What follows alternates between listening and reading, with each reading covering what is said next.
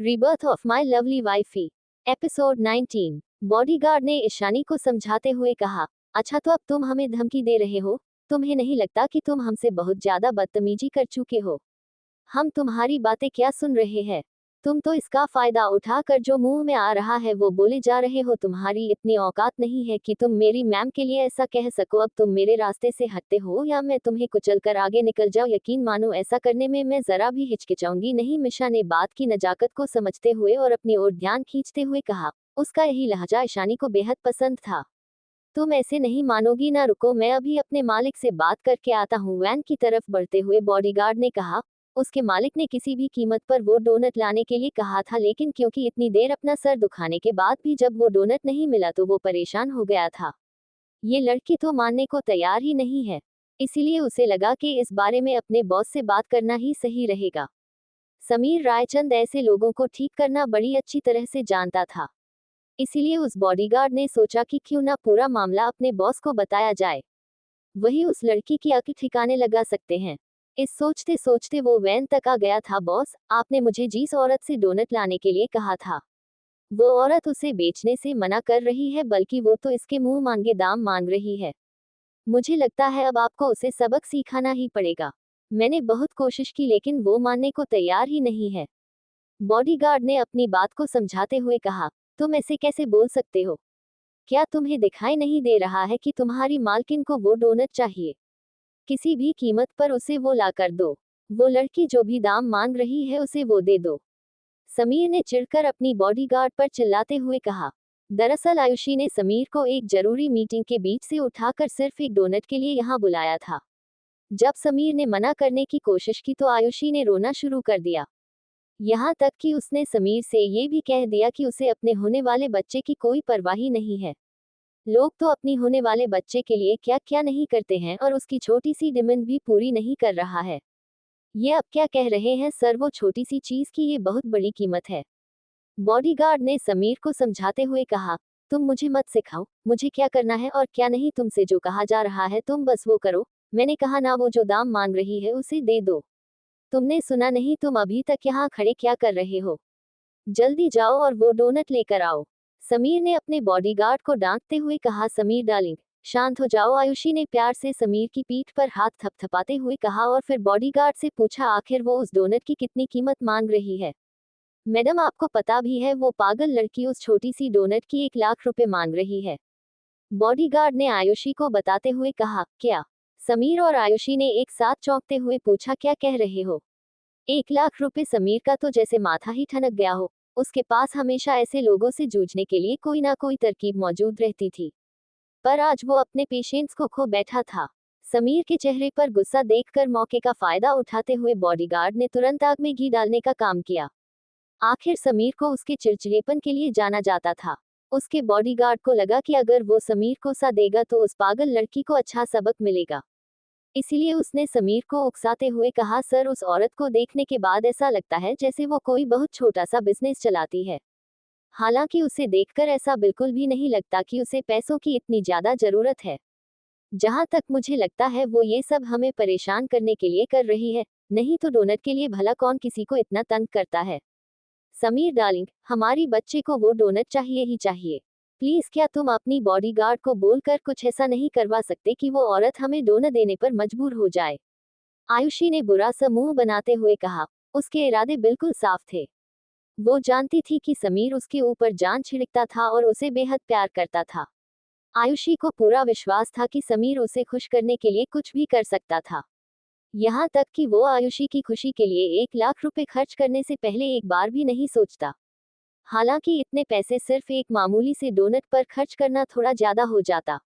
आयुषी बहुत सोचने के बाद इस नतीजे पर पहुंची कि जो कुछ भी उसका बॉडीगार्ड कह रहा था वह सच हो सकता है, और हो सकता है वाकई में वह लड़की उन लोगों के लिए जानबूझकर मुसीबत खड़ी कर रही हूँ। हो सकता है वह ये ना जानती हो हम कौन हैं, और उसे हमारी पावर का अंदाजा ना हो, इसलिए उसने ऐसा करने की हिम्मत की हो। यही सब सोचते हुए आयुषी ने अपनी बॉडीगार्ड से आखिर पूछ ही लिया, सुनो जरा इधर आओ, क्या तुमने उस पागल समीर को हमारे बारे में नहीं बताया? क्या तुमने उसे ये नहीं बताया कि हम लोग कौन हैं और कितने बड़े घराने से ताल्लुक रखते हैं, और तुम्हारे मालिक का इस शहर में क्या रुतबा है? नहीं मैडम, मैंने उसे ऐसा कुछ भी नहीं बताया। दरअसल मुझे लगा कि वो पहले से ही इस बारे में जानती होगी। आखिर इस शहर में आप लोगों के बारे में कौन नहीं जानता है? बॉडीगार्ड ने आयुषी को मक्खन लगाते हुए और अपनी गलती पर पर्दा डालते हुए कहा। शायद उसे लगा कि आयुषी इतनी बड़ी कलाकार है, सुपरस्टार है कि उसे शहर में हर कोई जानता है और ज्यादातर लोग तो आयुषी के फंस ही होते हैं, इसलिए वो आयुषी की वैन देखकर ही उसे पहचान जाते हैं, तो शायद ये भी उनमें से एक ही होगी और वो भी आयुषी की गाड़ी देखकर उसे पहचान गई होगी। तो तुम उसे अपने सर का विजिटिंग कार्ड क्यों नहीं देकर आए? इसके बाद वो आसानी से वो डोनट 500 रुपए में दे देती। आयुषी ने समीर की शेखी भगाड़ते हुए कहा। आयुषी का इरादा बिल्कुल सिंपल था। वो उस कार में बैठी महिला को समीर के बड़े नाम से डराना चाहती थी, उस पर अपना रोब जमाना चाहती थी।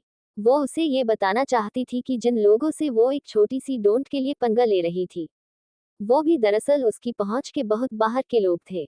आखिरकार आयुषी का पति समीर एक बहुत बड़ा फिल्म डायरेक्टर था। इसके अलावा वो रायचंद फिल्म्स और एल्बम का सीईओ भी था। इस शहर के ही क्या, बल्कि पूरे इंडिया के लोग समीर को अच्छी तरह जानते थे। अपने नाम और शोहरत के बल पर वो बेहद मशहूर था। अगर जो कुछ भी समीर के बॉडीगार्ड ने उस औरत के बारे में कहा था वो सच था, तो वो ऐसा कुछ करने की हिम्मत तो नहीं कर सकती थी, और अगर वो एक छोटा सा बिजनेस चलाने वाली लड़की थी तो वो किसी इतने बड़े आदमी को ऑफेंड नहीं कर सकती थी, और वो भी किसी रायचंद को तो कभी नहीं। आयुषी मन ही मन बोला। आयुषी की बातें सुनकर उसका बॉडीगार्ड सेटिस्फाई होकर ऐसे जाने लगा मानो आयुषी ने उसे कोई गुरु मंत्र दे दिया हो, और ऐसा सोचते हुए उसने कहा, आयुषी मैडम बहुत समझदार है, मैं ऐसा ही करूंगा जैसा कि उन्होंने कहा है। ऐसा कहते हुए बॉडीगार्ड अपना सर ऊंचा करते हुए ऐसे चलने लगा मानो उसके हाथ कोई सुपर पावर लग गई हो। दरअसल वो ईशानी को ये बताना भूल ही गया था कि उसके मालिक समीर रायचंद है। हो सकता है अगर उसने ऐसा पहले किया होता तो बात इतनी आगे बढ़ती ही नहीं। आयुषी मैडम आज भी सबसे ज्यादा समझदार और स्मार्ट है। ऐसा सोचते हुए बॉडीगार्ड ईशानी की ऑडी की तरफ बढ़ने लगा। बड़े ही कॉन्फिडेंटली उस बॉडीगार्ड ने ईशानी की कार की खिड़की पर नोक किया और तब तक वही खड़ा रहा जब तक कि खिड़की का कांच नीचे नहीं हो गया। हालांकि उस बॉडीगार्ड को देखते ही ईशानी ने उसे मिशा की साइड से आने के लिए कहा। उसे अच्छी तरह पता था कि अगर वो अपनी खिड़की का कांच नीचे करती तो पॉसिबिलिटी थी कि वो समीर और आयुषी को आसानी से दिख जाए, और वैसा करने का रिस्क कभी नहीं उठा सकती थी। इसलिए उसने उस आदमी को मिशा की ओर आने के लिए कहा। हालांकि ईशानी के ऐसा करने के बाद भी वो बॉडीगार्ड से मज नहीं हुआ और ईशानी की खिड़की के बाहर खड़े होकर तब तक खटखटाता रहा जब तक कि ईशानी ने खिड़की का कांच नीचे नहीं कर दिया। जब बहुत देर तक ईशानी ने अपनी खिड़की का कांच नीचे नहीं किया और बॉडीगार्ड को बार बार मिशा की तरफ से आने के लिए कहती रही, जब बॉडीगार्ड के पास ईशानी की बात मानने के अलावा कोई चारा ही नहीं बचा, तू अपने पैर पटकते हुए मिशा की साइड चला गया। बेवजह ही मन वो इन दोनों लड़कियों से नफरत करने लग गया था, और जो औरतें उसे बेहद नापसंद थी वो थी ईशानी। पहले तो मैं आपको बताना चाहता हूँ कि मेरे बॉस समीर रायचंद एक बहुत बड़ी कंपनी के सीईओ है। वो कोई छोटे मोटे आदमी नहीं है जिन्हें नाराज करके आराम से रहने का जोखिम आप उठा सके। मैं आपसे शांति से बात करने आया हूँ, इसलिए आप भी थोड़ा कोऑपरेट कीजिए। मैं आपसे ये डोनेट 500 रुपए में खरीद सकता हूँ, और अगर आप चाहे तो मैं आपको अपने बॉस का विजिटिंग कार्ड भी दे सकता हूँ, जिसमें उनका मोबाइल नंबर भी लिखा हुआ है। अगर आप समझदार हैं तो मेरे इस ऑफर को ठुकराएंगे नहीं, बॉडीगार्ड ने बड़े कॉन्फिडेंस के साथ कहा। एक समझदार बिजनेसमैन इतनी बड़ी ऑफर को ठुकराने का जोखिम नहीं उठाएगा, बल्कि वो तो इसे एक अपॉर्चुनिटी की तरह लेगा। बॉडीगार्ड ने अपनी बात को आगे बढ़ाते हुए कहा, हालांकि आपकी काबिलियत पर भी निर्भर करता है कि आप उन्हें किस तरह इम्प्रेस कर सकती हैं। अगर आपकी कंपनी बेहद अच्छी है तो मुझे यकीन है कि सर को आपकी कंपनी में इन्वेस्ट करने में कोई प्रॉब्लम नहीं होगी। आखिरकार वो एक दिलदार आदमी है। मुझे लगता है कि इस डोनट की इतनी कीमत आपके लिए काफी होगी। अब तो खुश है ना? उसे लगा इतना अच्छा ऑफर सुनकर ईशानी खुशी से झूम उठेगी और तुरंत ये ऑफर एक्सेप्ट करते हुए हाँ कह देगी। उसे लगता था समीर का नाम इतनी बड़ी हस्तियों में से है कि उसे मना करना किसी के लिए भी लगभग नामुमकिन था। लेकिन किसे पता था कि उस बॉडीगार्ड की बात सुनकर वो दोनों लड़कियां उसका मजाक उड़ाते हुए जोर जोर से हंसने लगेंगी। उनकी आंखों में उनकी खुशी साफ झलक रही थी। चलो यहाँ से मिशा, ईशानी ने मिशा को ऑर्डर देते हुए कहा। ईशानी की बात सुनते ही ऐसा लग रहा था कि मानो बॉडीगार्ड के मुंह से किसी ने जबान निकाल दी हो। उसे विश्वास ही नहीं हो रहा था कि इतना सब कुछ कहने के बावजूद भी ईशानी ने उसकी बात पर जरा भी ध्यान नहीं दिया और उसकी बात मानने की बजाय वो वहां से निकलने की बात पर ही अड़ी रही। उसे अभी तक समझ में नहीं आ रहा था कि ईशानी ने इतना अच्छा ऑफर सुनने के बाद भी उसे एक्सेप्ट क्यों नहीं किया। उसे लग रहा था कि कहीं ईशानी ने उसको ऑफर ठीक से सुना भी है या नहीं। क्या वाकई में ये औरत इतनी पागल थी? ये चुड़ैल इतनी बेवकूफ है कैसे हो सकती थी? कितना अच्छा ऑफर इतनी आसानी से ठुकरा कर चली जाए। कोई भी इंसान अपनी पूरी होश में ऐसी बेवकूफी करने की सोच भी नहीं सकता था। बॉडीगार्ड ने ईशानी को समझाते हुए कहा, अच्छा तो अब तुम हमें धमकी दे रहे हो? तुम्हें नहीं लगता कि तुम हमसे बहुत ज्यादा बदतमीजी कर चुके हो? हम तुम्हारी बातें क्या सुन रहे हैं?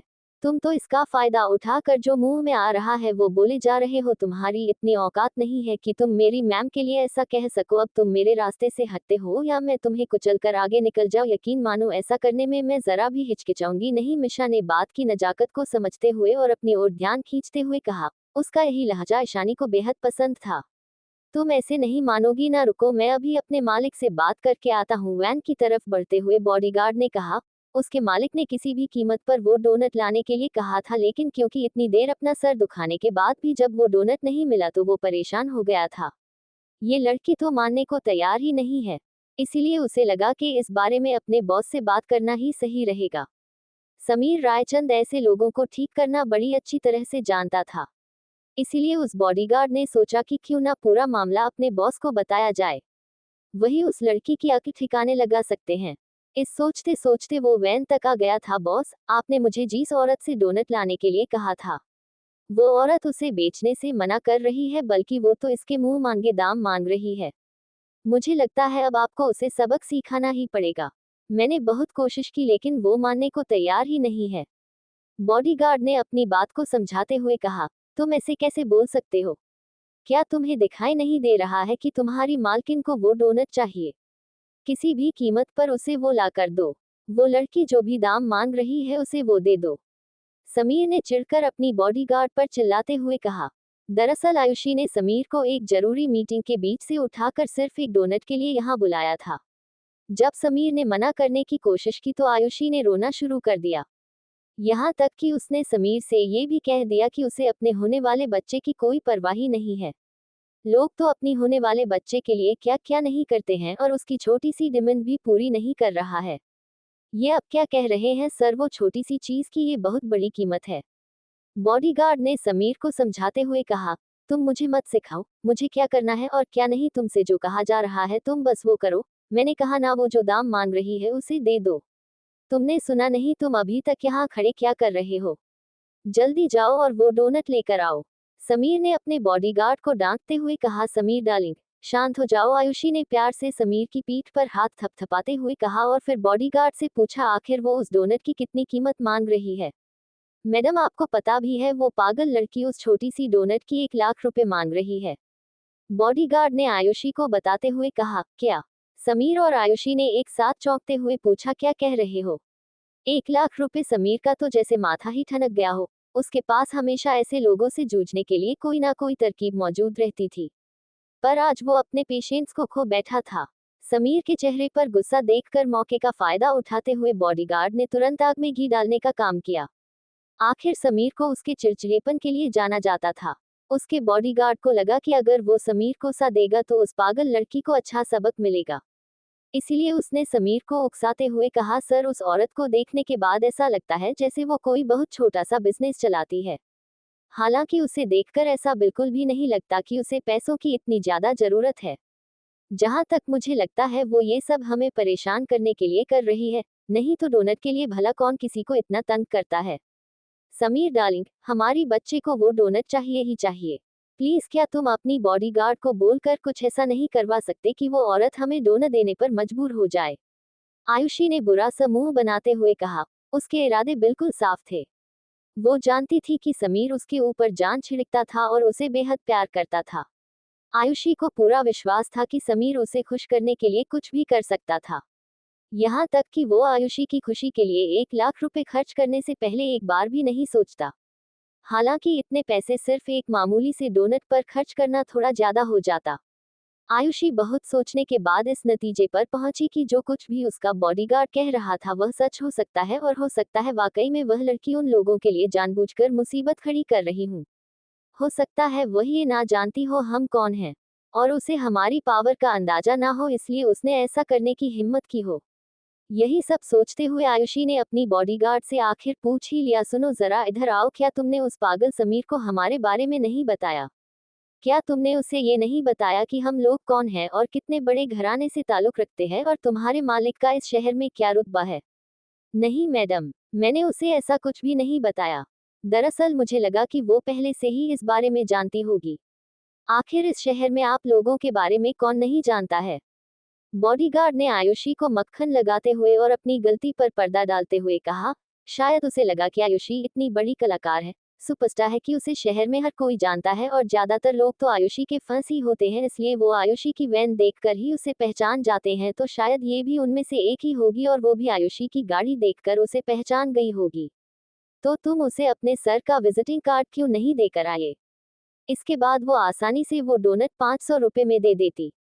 आयुषी ने समीर की शेखी भगाड़ते हुए कहा। आयुषी का इरादा बिल्कुल सिंपल था। वो उस कार में बैठी महिला को समीर के बड़े नाम से डराना चाहती थी, उस पर अपना रोब जमाना चाहती थी। वो उसे ये बताना चाहती थी कि जिन लोगों से वो एक छोटी सी डोंट के लिए पंगा ले रही थी, वो भी दरअसल उसकी पहुंच के बहुत बाहर के लोग थे। आखिरकार आयुषी का पति समीर एक बहुत बड़ा फिल्म डायरेक्टर था। इसके अलावा वो रायचंद फिल्म्स और एल्बम का सीईओ भी था। इस शहर के ही क्या, बल्कि पूरे इंडिया के लोग समीर को अच्छी तरह जानते थे। अपने नाम और शोहरत के बल पर वो बेहद मशहूर था। अगर जो कुछ भी समीर के बॉडीगार्ड ने उस औरत के बारे में कहा था वो सच था, तो वो ऐसा कुछ करने की हिम्मत तो नहीं कर सकती थी, और अगर वो एक छोटा सा बिजनेस चलाने वाली लड़की थी तो वो किसी इतने बड़े आदमी को ऑफेंड नहीं कर सकती थी, और वो भी किसी रायचंद को तो कभी नहीं। आयुषी मन ही मन बोला। आयुषी की बातें सुनकर उसका बॉडीगार्ड सेटिस्फाई होकर ऐसे जाने लगा मानो आयुषी ने उसे कोई गुरु मंत्र दे दिया हो, और ऐसा सोचते हुए उसने कहा, आयुषी मैडम बहुत समझदार है, मैं ऐसा ही करूंगा जैसा कि उन्होंने कहा है। ऐसा कहते हुए बॉडीगार्ड अपना सर ऊंचा करते हुए ऐसे चलने लगा मान उसके हाथ कोई सुपर पावर लग गई हो। दरअसल वो ईशानी को ये बताना भूल ही गया था कि उसके मालिक समीर रायचंद है। हो सकता है अगर उसने ऐसा पहले किया होता तो बात इतनी आगे बढ़ती ही नहीं। आयुषी मैडम आज भी सबसे ज्यादा समझदार और स्मार्ट है। ऐसा सोचते हुए बॉडीगार्ड ईशानी की ऑडी की तरफ बढ़ने लगा। बड़े ही कॉन्फिडेंटली उस बॉडीगार्ड ने ईशानी की कार की खिड़की पर नोक किया और तब तक वही खड़ा रहा जब तक कि खिड़की का कांच नीचे नहीं हो गया। हालांकि उस बॉडीगार्ड को देखते ही ईशानी ने उसे मिशा की साइड से आने के लिए कहा। उसे अच्छी तरह पता था कि अगर वो अपनी खिड़की का कांच नीचे करती तो पॉसिबिलिटी थी कि वो समीर और आयुषी को आसानी से दिख जाए, और वैसा करने का रिस्क कभी नहीं उठा सकती थी। इसलिए उसने उस आदमी को मिशा की ओर आने के लिए कहा। हालांकि ईशानी के ऐसा करने के बाद भी वो बॉडीगार्ड से मज नहीं हुआ और ईशानी की खिड़की के बाहर खड़े होकर तब तक खटखटाता रहा जब तक कि ईशानी ने खिड़की का कांच नीचे नहीं कर दिया। जब बहुत देर तक ईशानी ने अपनी खिड़की का कांच नीचे नहीं किया और बॉडीगार्ड को बार बार मिशा की तरफ से आने के लिए कहती रही, जब बॉडीगार्ड के पास ईशानी की बात मानने के अलावा कोई चारा ही नहीं बचा, तू अपने पैर पटकते हुए मिशा की साइड चला गया। बेवजह ही मन वो इन दोनों लड़कियों से नफरत करने लग गया था, और जो औरतें उसे बेहद नापसंद थी वो थी ईशानी। पहले तो मैं आपको बताना चाहता हूँ कि मेरे बॉस समीर रायचंद एक बहुत बड़ी कंपनी के सीईओ है। वो कोई छोटे मोटे आदमी नहीं है जिन्हें नाराज करके आराम से रहने का जोखिम आप उठा सके। मैं आपसे शांति से बात करने आया हूँ, इसलिए आप भी थोड़ा कोऑपरेट कीजिए। मैं आपसे ये डोनेट 500 रुपए में खरीद सकता हूँ, और अगर आप चाहे तो मैं आपको अपने बॉस का विजिटिंग कार्ड भी दे सकता हूँ जिसमें उनका मोबाइल नंबर भी लिखा हुआ है। अगर आप समझदार हैं तो मेरे इस ऑफर को ठुकराएंगे नहीं, बॉडीगार्ड ने बड़े कॉन्फिडेंस के साथ कहा। एक समझदार बिजनेसमैन इतनी बड़ी ऑफर को ठुकराने का जोखिम नहीं उठाएगा, बल्कि वो तो इसे एक अपॉर्चुनिटी की तरह लेगा। बॉडीगार्ड ने अपनी बात को आगे बढ़ाते हुए कहा, हालांकि आपकी काबिलियत पर भी निर्भर करता है कि आप उन्हें किस तरह इम्प्रेस कर सकती हैं। अगर आपकी कंपनी बेहद अच्छी है तो मुझे यकीन है कि सर को आपकी कंपनी में इन्वेस्ट करने में कोई प्रॉब्लम नहीं होगी। आखिरकार वो एक दिलदार आदमी है। मुझे लगता है कि इस डोनट की इतनी कीमत आपके लिए काफी होगी। अब तो खुश है ना? उसे लगा इतना अच्छा ऑफर सुनकर ईशानी खुशी से झूम उठेगी और तुरंत ये ऑफर एक्सेप्ट करते हुए हाँ कह देगी। उसे लगता था समीर का नाम इतनी बड़ी हस्तियों में से है कि उसे मना करना किसी के लिए भी लगभग नामुमकिन था। लेकिन किसे पता था कि उस बॉडीगार्ड की बात सुनकर वो दोनों लड़कियां उसका मजाक उड़ाते हुए जोर जोर से हंसने लगेंगी। उनकी आंखों में उनकी खुशी साफ झलक रही थी। चलो यहाँ से मिशा, ईशानी ने मिशा को ऑर्डर देते हुए कहा। ईशानी की बात सुनते ही ऐसा लग रहा था कि मानो बॉडीगार्ड के मुंह से किसी ने जबान निकाल दी हो।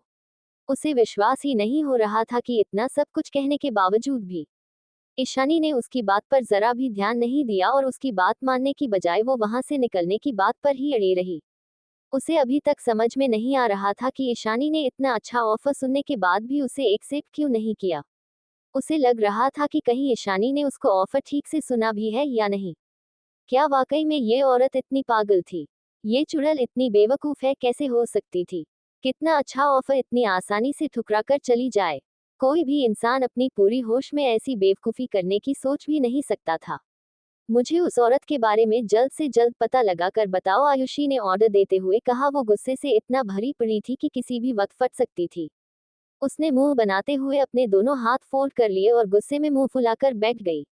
आखिर पहली बार किसी की इतनी हिम्मत हुई थी कि आयुषी को मना कर सके। उस औरत ने आयुषी के भेजे हुए बॉडीगार्ड का प्रपोजल ठुकरा दिया था, तो इसका मतलब क्या था? वो बेवकूफ थी या सबसे बड़ी बेवकूफ थी? आयुषी, मेरी बात सुनो, चुप हो जाओ, शांत हो जाओ, ठीक से सांस लो। तुम जानती भी हो तुम कितना गलत कर रही हो। तुम्हारा इतना गुस्सा करना ना तो तुम्हारी सेहत के लिए ठीक है और ना ही हमारे होने वाले बच्चे की सेहत के लिए। प्लीज समीर, आयुषी को शांत कराते हुए कहा। इस समय समीर का बर्ताव बिल्कुल एक शांत स्वभाव सज्जन आदमी की तरह था। उसने अपनी सारी परेशानियों और गुस्से को एक तरफ करते हुए आयुषी से बहुत प्यार से बात करना शुरू कर दिया। इसके पहले जो कुछ भी हुआ था उस सारी बातों से समीर भी बेहद परेशान था। आखिर आयुषी ने समीर को बीच मीटिंग से उठाकर बुलाया था।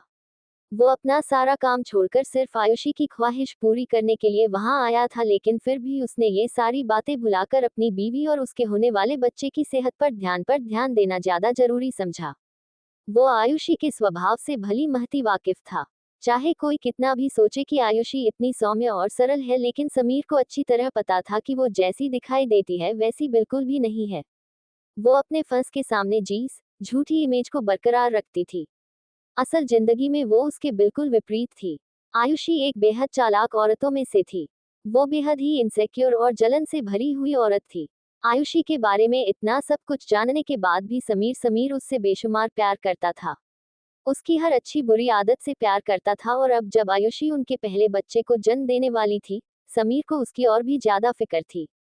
समीर ने आयुषी की पीठ बहुत प्यार से धीरे धीरे सहलाया और उससे कहा, तुम इतनी फिक्र मत करो, मैं उस लड़की को उसकी सही जगह दिखा दूंगा और उसे ये भी बताऊंगा कि इस शहर में ऐसी ही उसके नाम को नहीं जाना जाता है और लोग उससे बेवजह ही नहीं डरते हैं।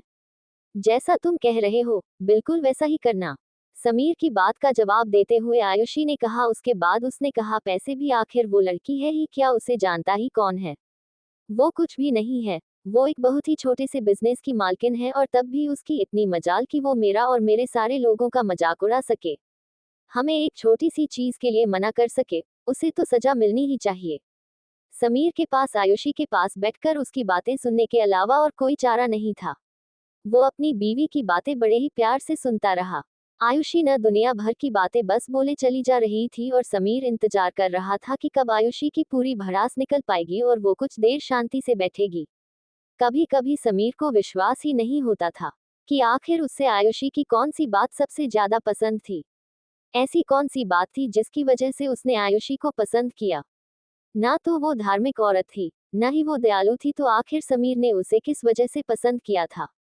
आखिर कैसे समीर ने आयुषी की बहन को छोड़कर उससे शादी कर ली, जबकि ईशानी बेहद पढ़ी लिखी और अच्छी औरत थी और आयुषी अपनी बहन के बिल्कुल उलट थी।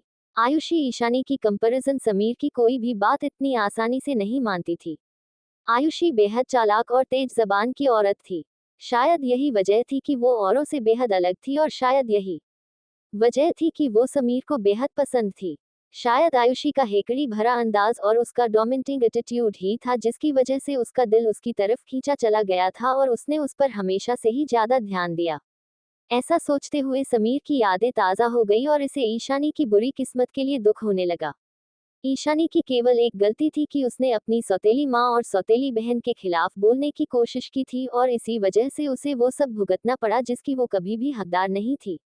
उसे न केवल अपनी इज्जत गंवानी पड़ी बल्कि अपना घर भी छोड़कर जाना पड़ा।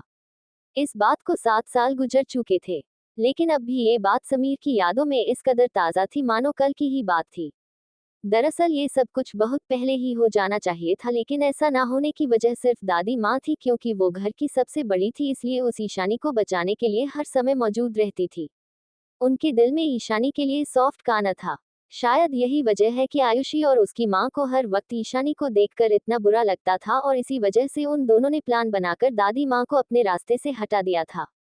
समीर के पास ईशानी के लिए बुरा फील करने के अलावा और कोई चारा नहीं था। उसे कभी कभी ईशानी के लिए बेहद अफसोस होता था। उसे ईशानी की कहानी का इतना बुरा अंत होने के लिए बहुत बुरा लगता था। 7 साल पहले ईशानी की सौतेली बहन और सौतेली माँ ने ईशानी की ड्रिंक में दवाई मिलाकर उसे बेहोश कर दिया था, और इसके बाद उसी का फायदा उठाकर मीडिया के सामने झूठे सबूत पेश कर दिए थे। इस सब की वजह से मल्होत्रा खानदान की सबसे बड़ी बेटी की बेइज्जती तो हुई, साथ ही मल्होत्रा खानदान की इज्जत भी सरेआम बाजारों में नीलाम हो गई, और इसी वजह से ईशानी को घर से बाहर निकाल दिया गया, और मौके का फायदा उठाकर समीर ने भी ईशानी से अपनी एंगेजमेंट तोड़ दी। आखिर किसने सोचा था कि ईशानी इस कदर टूट जाएगी कि वो शराब पीने लगेंगी और दुखी होकर शराब पीने के लिए बार में जाकर बैठ जाएगी, और वहां उसे एक अनजान आदमी मिलेगा जिसके साथ उसकी कुछ अश्लील तस्वीरें खींच ली जाएंगी। एक के बाद एक करके ईशानी अपनी बहन और माँ के जाल में फंसती चली गई। लेकिन ईशानी की ऐसी तस्वीरें सबके सामने आएंगी, ऐसा तो उसकी सौतेली माँ मिसेस जिया मल्होत्रा ने भी नहीं सोचा था। जैसे ही मिसेस मल्होत्रा को ये खबर मिली, उन्होंने झट से इस बात का फायदा उठाते हुए ईशानी के 10% शेयर्स मल्होत्रा खानदान के बिजनेस में वापस मिला दिए। दरअसल आयुषी और उसकी माँ ने बड़े ही सोच समझकर बहुत ही प्लानिंग के साथ सारा जाल बिछाया था, और उन्होंने ये सब कुछ सिर्फ और सिर्फ ईशानी की जिंदगी बर्बाद करने के लिए किया था। और वो इसमें कामयाब भी हो गए। मगर समीर का दिल कभी नहीं माना, और ना ही कभी उसने ईशानी की जिंदगी बर्बाद होने के लिए अपनी पत्नी या सासू माँ दोनों में से किसी को इसका जिम्मेदार ठहराया। आखिरकार बड़े बड़े घरों में प्रॉपर्टी पार और पैसों के लिए इस तरह की धोखाधड़ी तो बड़ी ही आम बात थी। अक्सर ही देखा गया है कि बड़े घर जिनमें धन दौलत पूरी तरह से भरी रहती है, वहां के लोगों के दिल बहुत ही छोटे होते हैं, और वैसा ही कुछ हाल मल्होत्रा खानदान का भी था। छोटी फैमिली के लोगों के साथ ऐसा होना बड़ी आम बात थी। ईशानी का ना तो कोई वजूद था और ना ही कोई सपोर्ट, वो बिल्कुल अकेली थी। ऐसे में उसे अकेली ही सारी मुसीबतों का सामना करना था।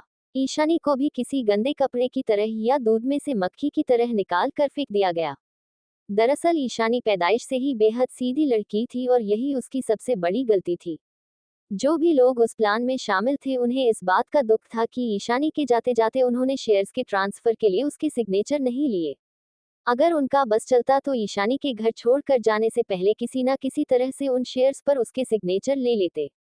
जब उन लोगों ने ईशानी की दिमागी हालत देखते हुए उसे पागल खाने में भर्ती किया था, तब किसे पता था ईशानी बिना बताए वहां से भाग जाएगी। सबने उसे ढूंढने की बहुत कोशिश की, मगर ईशानी किसी को भी नहीं मिली। इस मंडे को कोई भी नया काम हाथ में मत लेना और अपने आप को फ्री रखना। दादी माँ की विल पढ़ने के लिए उनकी वकील यहाँ आने वाली है। इस मंडे को कोई भी नया काम हाथ में मत लेना और अपने आप को फ्री रखना। दादी माँ की बिल पढ़ने के लिए उनकी वकील यहाँ आने वाली है। ऐसा कहते हुए आयुषी का मुंह बन गया, और वो कहने लगी, मैं इस सारे अरेंजमेंट से बिल्कुल भी खुश नहीं। सब जानते हैं कि दादी माँ ने सब कुछ मेरे नाम किया है। मुझे ये सब कुछ मिलने वाला है, तो फिर इस सारे अरेंजमेंट की आखिर क्या जरूरत है। मुझे नहीं लगता कि इस रीडिंग के लिए मुझे अपनी इतनी इम्पोर्टेंट फिल्म की डेट कैंसिल करनी चाहिए। अभी मेरा बहुत सारा काम बाकी है। इसकी वजह से मेरी फिल्मिंग पर बुरा असर पड़ेगा और मेरा काम भी बहुत डिले हो जाएगा। इसके बाद अपनी बात को आगे बढ़ाते हुए आयुषी ने कहा, मेरा स्केड्यूल बहुत पहले से फिक्स है। मेरी डेट्स इतनी फुल है कि मुझे सांस लेने की भी फुर्सत नहीं है, और ये सब जानने के बाद भी उस बेवकूफ वकील ने मेरे माँ बाप को ये बोला कि मेरे लिए उस बिल को पढ़े जाने का फंक्शन अटेंड करना बेहद जरूरी है। यहाँ तक कि उसे ये भी कहा कि वहाँ ईशानी भी आ रही है। क्या ईशानी भी आ रही है? ना चाहते हुए भी समीर की आंखें खुशी से चमकने लग गई। ऐसा लग रहा था कि यहाँ एक शौक से ज्यादा समीर के लिए एक सरप्राइज था। इसके बाद उसने पूछा, क्या वकील ने ऐसा कहा है कि ईशानी उसे मिल गई है? अरे उस वकील को नहीं, बल्कि वो दादी माँ थी जिन्होंने ईशानी को सालों पहले ढूंढ निकाला था। लेकिन कमाल तो देखो, इस बात का जिक्र किसी से नहीं किया। उन्होंने कभी भी किसी को इसके बारे में बताना जरूरी नहीं समझा, और ना ही किसी को भनक पड़ने दी कि ईशानी कहाँ और कैसी है। वो बूढ़ी औरत बिल्कुल बेवकूफ थी। अगर उन्हें ईशानी को सबसे बचा कर ही रखना था और वो इस बात पर कई बार जिद भी कर चुकी थी, तो फिर अब उनके मरने के बाद उस वकील ने ईशानी को यहाँ क्यों बुलाया है, आयुषी ने दादी माँ का मजाक उड़ाते हुए कहा। इसके बाद उसने कहा, दादी माँ को क्या लगता है कि मरने के बाद भी वही ईशानी को बचा लेंगे? क्या उनकी आत्मा आकर ईशानी को बचाएगी? आखिर बुढ़िया ने क्या सोचकर अपनी प्यारी पोती को यहाँ बुलवाया? कहीं वो अपनी जायदाद का कुछ हिस्सा तो ईशानी के नाम पर छोड़कर नहीं जाना चाहती थी? नामुमकिन, ऐसा हो ही नहीं सकता है। अगर ऐसा हुआ भी तो उसे दादी माँ की अस्थियों के सिवाय और कुछ भी नहीं मिलेगा। अगर दादी माँ को सच में उसकी कोई फिक्र थी तो हो सकता है उन्होंने उसके लिए दान के नाम पर कुछ 1 लाख रुपए अपने बैंक अकाउंट में छोड़े होंगे। इससे ज्यादा आखिर वो ईशानी के लिए कर ही कह सकती थी। आयुषी ने जमाहाय लेते हुए कहा। ऐसा लग रहा था कि मानो जो कुछ भी हो रहा था उससे आयुषी को कोई खास फर्क नहीं पड़ रहा था। इसके बाद आयुषी ने अपनी बात को कंटिन्यू करते हुए कहा, खैर जो भी हो, मैं बेसब्र हूँ ये देखने के लिए कि अब वो मामूली सी लड़की इतने सालों बाद आखिर दिखती कैसी है। वो यहाँ से 7 साल पहले बिना कुछ लिए खाली हाथ भाग गई थी। कोई पैसा नहीं, कोई कपड़ा नहीं, उसने यहाँ से कुछ लिया भी नहीं था। मैं तो ये सोच रही हूँ कि वो अभी तक जिंदा कैसे बच गई। आखिर उसने इतने साल बिना कपड़ों और बिना पैसों के कैसी गुजारी होंगे। इसके बाद आयुषी उठी और समीर की तरफ झुकते हुए उसने अपनी आंखें बंद कर ली। उसकी नजर में ईशानी का कोई वजूद नहीं था। उसकी नजरों में ईशानी सिवाय कूड़े के कुछ भी नहीं थी। उस ईशानी को इतना मामूली मानती थी जैसे कि ईशानी उसके पैरों की धूल हो। अगर आयुषी की नजरों में देखा जाए तो ईशानी और उसकी माँ इस लायक भी नहीं थे कि वो आयुषी की पैरों की जूती बन सके या उसके जूते साफ कर सके। जब आयुषी ये सब बोल रही थी तब समीर अलग ही ख्यालों में खोया हुआ था। उसने आयुषी की बातों पर गौर करते हुए सोचा कि क्या सच में ईशानी वापस आ गई है। उसके दिमाग में सिर्फ और सिर्फ यही बात बार बार गूंज रही थी, और अगर उसकी पत्नी की मानी जाए तो ईशानी अभी भी जिंदा थी और स्वस्थ थी। समीर ने ऐसा कभी भी नहीं सोचा था। उसे कभी नहीं लगा था कि ईशानी कभी वापस भी आएगी। उसने कभी सोचा भी नहीं था उसे ईशानी से मिलने का दोबारा मौका मिलेगा। जब 7 साल पहले ईशानी